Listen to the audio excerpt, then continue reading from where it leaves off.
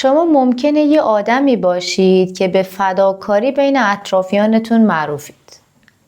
یه آدم به شدت مهربان، دلسوز و فداکار که حاضرید زندگیتون رو صرف بقیه بکنید. گاهی اوقات حتی ممکنه بفهمید که اطرافیانتون دارن از این خصلت و از این ویژگی خوب شما سوء استفاده میکنن.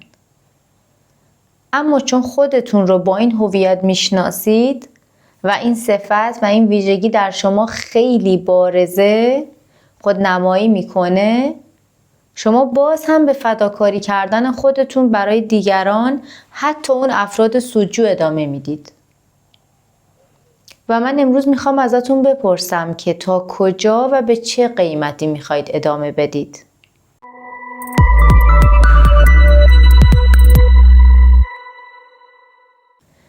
مطلب رو اینطوری آغاز میکنم.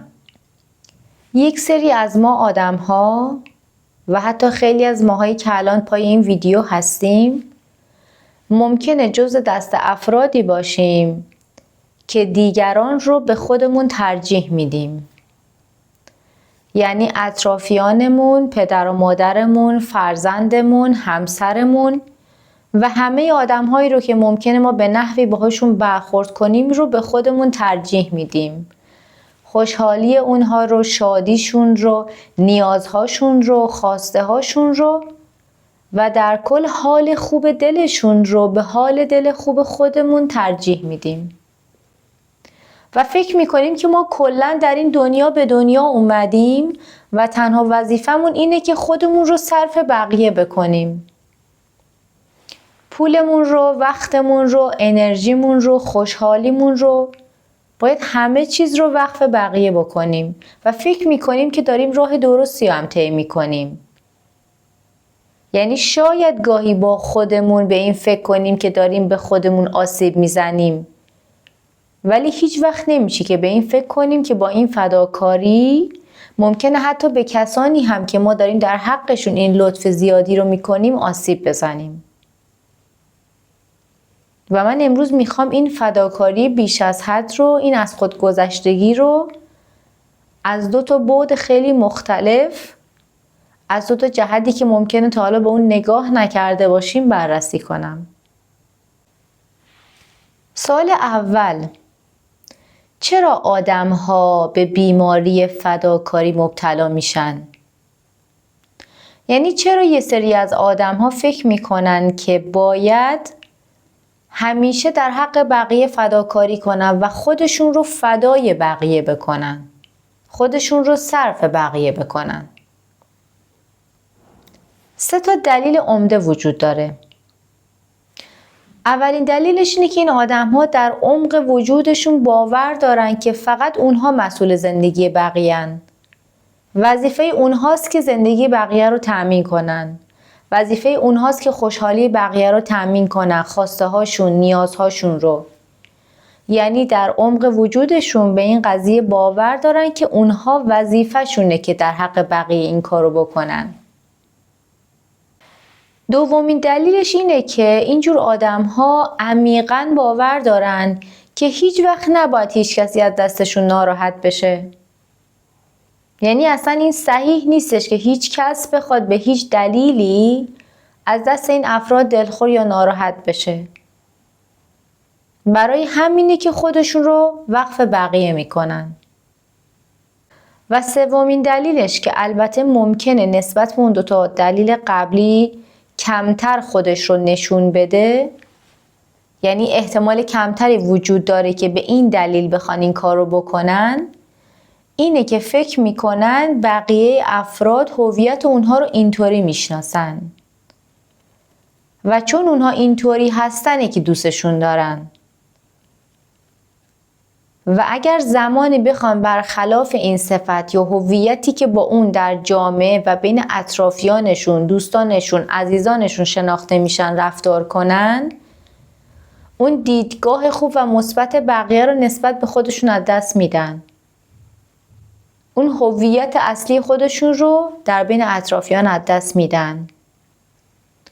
و این 3 تا دلیل اصلی هستش که افرادی که دیگه زیادی فداکاری میکنن به خاطر وجود این 3 تا دلیل حاضرن خودشون رو کلاً صرف بقیه بکنن. سوال بعدی: آیا فداکاری بیش از حد ما، آیا دلسوزی زیادی ما به نفع ما و همینطور به نفع کسانی که ما داریم این کار رو در حقشون میکنیم هست یا نه؟ یعنی این فداکاریه، این دلسوزی زیادیه به چه قیمتی هم برای ما و هم برای کسانی که انقدر دوستشون داریم که داریم خودمون رو وقفشون میکنیم تموم میشه؟ به نفع ماست؟ به نفع اوناست؟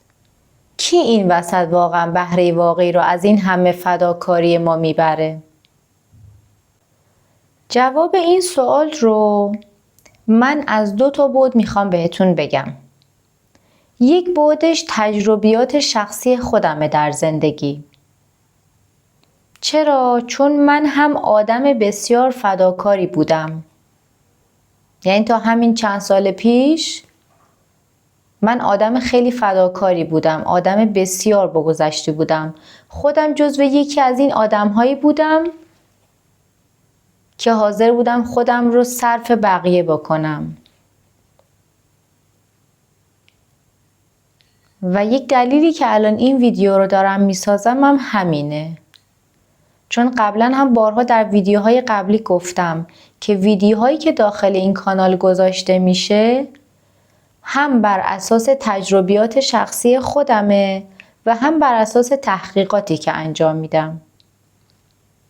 پس جواب این سوال رو هم از 2 بعد خواهم داد، هم بر اساس تجربیات شخصی خودم، هم بر اساس تحقیقاتی که روی افراد خیلی زیادی که در دور و برم بودن کردم. و به این 2 جواب اساسی رسیدم که حالا دلایلش هم در جلوتر براتون تعریف میکنم. فداکاری بیش از حد به قیمت از دست رفتن خوشی، به قیمت از دست دادن امید، به قیمت از بین رفتن شخص خود فداکار تموم میشه. این که شد سمت خود شخص فداکار. حالا شاید با خودتون بگید که فرد گیرنده این محبت، فردی که در حقش لطف شده، همیشه در حقش فداکاری شده، که شخصی هستش که خب هیچ قیمت خاصی رو برای این فداکاری نه تنها پرداخت نکرده بلکه به نفعش تموم شده. اما واقعیت اینه که شخص گیرنده این محبت بیش از حد، شخصی که همیشه در حقش فداکاری شده، دلسوزی شده، حتی بیشتر از شخص خود فداکار متضرر میشه در برخی مواقع. قیمت گزافی رو باید پرداخت کنه. این محبت زیادی که در حقش شده به قیمت از دست دادن اعتماد به نفسش، به قیمت از بین رفتن خودباوریش و حتی امید به زندگیش محسوب میشه. و من این قضیه رو براتون کاملا با یه مثال از خودم شفاف میکنم. مثال اینجوری شروع میشه که من زمانی که دانشجوی دکترا شدم ازدواجم کرده بودم و متأهل بودم و خونه من نزدیک خونه پدر و مادرم قرار داشت. یعنی در همون شهری زندگی میکردم که اونا زندگی میکردن. همسرم شرایط کاریش جوری بودش که تو شهر ما ساکن نبود و باید در رفت آمد می بود. یعنی مثلا چند هفته سر کار بود، باز یه مدتی می اومد خونه و باز چند هفته می رفت سر کار. و همین دلیل باعث شده بودش که با اینکه من دیگه الان متأهل بودم، اما بیشتر وقتم رو خونه پدر مادرم بودم. یعنی می رفتم دانشگاه، می اومدم یا کارامو انجام می دادم و باز می رفتم و به اونا سر می زدم یا پیششون بودم کلاً. و چون کلاً آدم مسئولیت پذیری بودم و خیلی علاقه داشتم به پدر و مادرم، سعی می کردم که خیلی کارهاشون رو انجام بدم. یعنی مسئولیت خیلی چیزها رو بیشتر از بقیه خواهر و برادران به عهده گرفته بودم. به خصوص در مورد مادرم. اگر دکتر نیاز داشت، اگر به خرید نیاز داشت، اگر قرار بود که منزلشون مهمان بیاد، اگر قرار بود که جایی بره، من همیشه پیش قدم بودم. حتی به قیمت از بین رفتن وقتم یا خسته شدنم. یعنی خیلی وقتا از دانشگاه می اومدم، میرفتم خونم کارامو انجام بدم، بعد مامانم تماس میگرفت و میگفتش که مثلا ما مهمان داریم یا قرار فلان کار رو بکنیم. و حتی با اینکه به من نمیگفت که مثلا تو بیا یا منو ببر فلان کار رو انجام بدم، من به خاطر اون صفت فداکاری بیش از حدی که داشتم، با اینکه ممکن بود خیلی خسته باشم از کارهای روزانه‌ای که کردم، واقعا ناتوان بودم، خودم رو میرسوندم که به اون کاری که مادرم داره از روی عشق درونی که نسبت بهش داشتم رسیدگی کنم، ببرمش، کاراشو انجام بدم، خریدی داره، مهمانی قراره بیاد. و واقعیت زندگیم اینطوری شده بود که دیگه خودم رو صرف مادر و پدرم و بیشتر مادرم کردم. یعنی خیلی احساس مسئولیت پذیری عجیبی رو در خودم احساس می کردم. و بعد چه اتفاقی افتاد؟ بعد از تموم شدن درسم دیگه قرار شد که من برم و در شهری که همسرم کار میکنه ساکن بشم و ما اونجا زندگی کنیم. و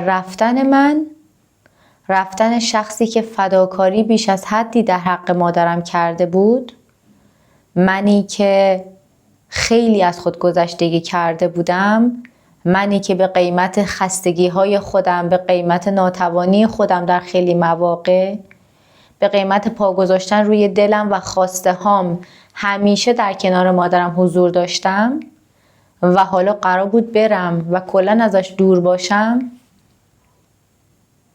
زندگی مادرم رو به عنوان کسی که زیادی در حقش فداکاری کرده بودم واقعا نابود کرد. و تا یه مدت خیلی زیادی مادر من به افسردگی دچار شد. اعتماد به نفسش رو از دست داد در نبود من.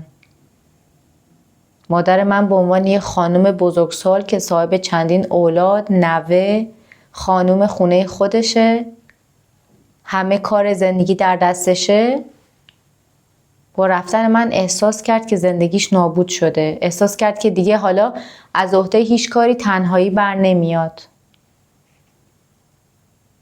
و واقعا ضربه بزرگی دید.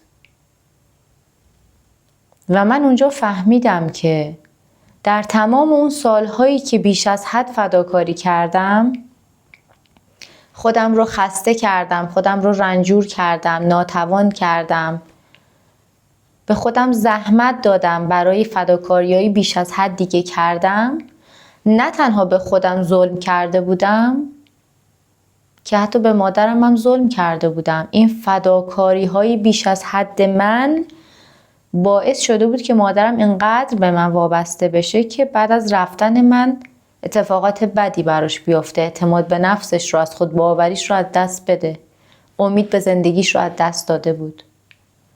و واقعیت هم همینه. چه کسی ضمانت میکنه که همیشه شخص فداکار در کنار کسی که داره در حقش فداکاری میکنه باقی بمونه تا همیشه، تا این تبادل فداکاری ادامه داشته باشه. حتی یه بعد سومی همین ماجرا داشت.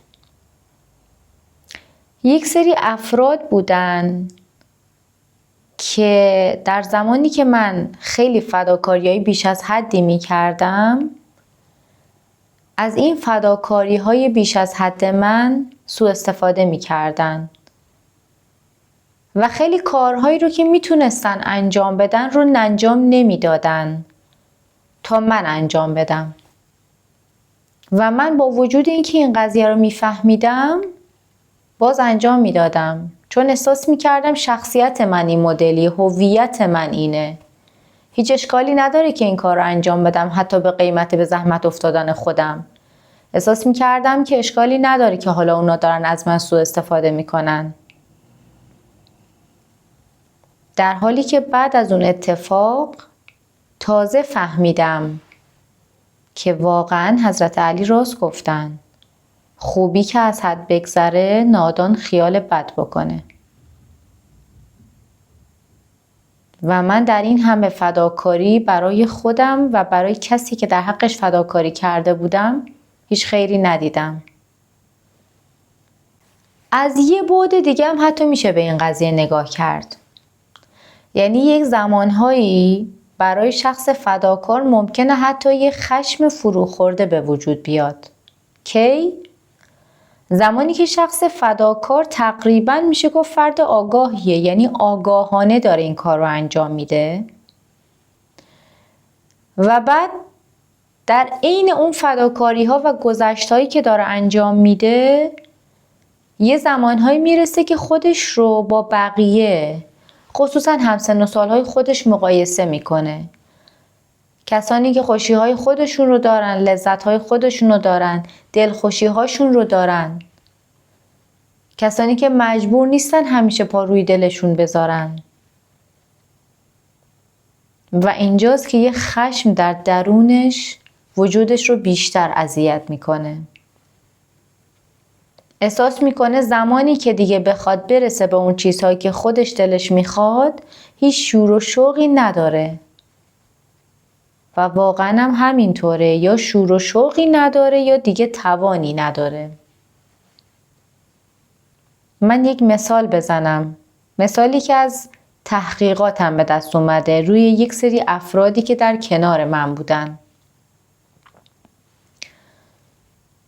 من یک دوستی داشتم که ایشون مادرش خیلی دوست داشته که در دوران جوانیش آرایشگر بشه و میره و دوره آرایشگری رو میبینه و مدرک آرایشگری هم میگیره. یعنی این بر اساس خاطره‌ای هستش که دوست من برای من از زندگی مادرش تعریف کرد.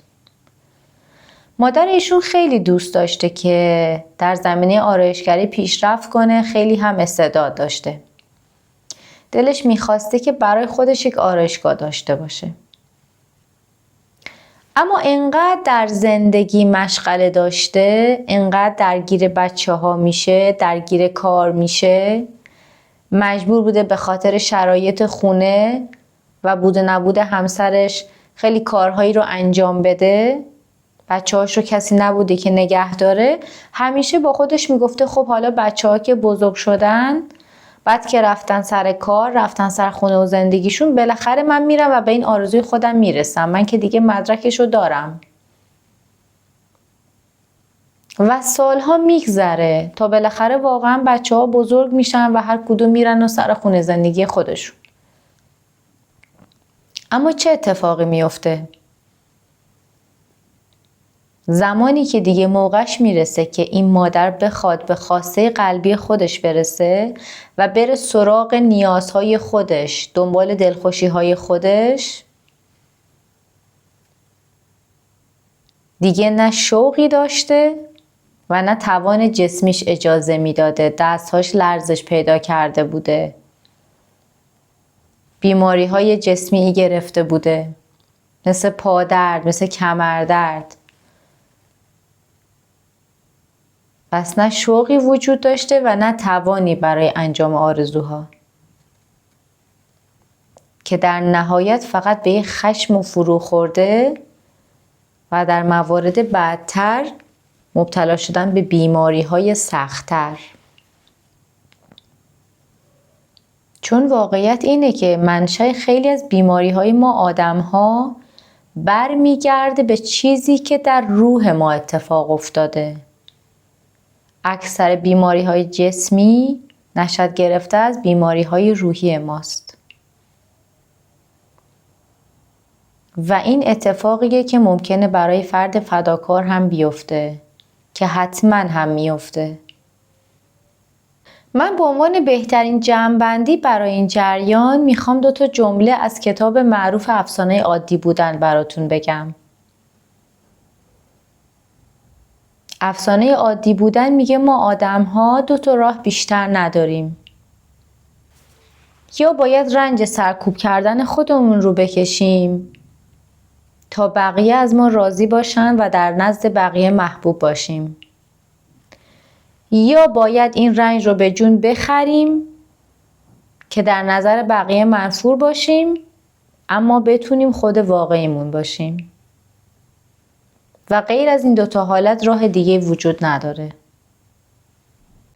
و من خودم به عنوان کسی که تجربه فداکاری های زیادی رو در زندگیم داشتم، الان که دیگه در آستانه 40 سالگی قرار دارم، شور و شوق جوانی رو از سر گذروندم و تجربه های خیلی زیادی به دست آوردم تا همین سنی که هستم، گزینه 2 رو برای زندگیم انتخاب میکنم.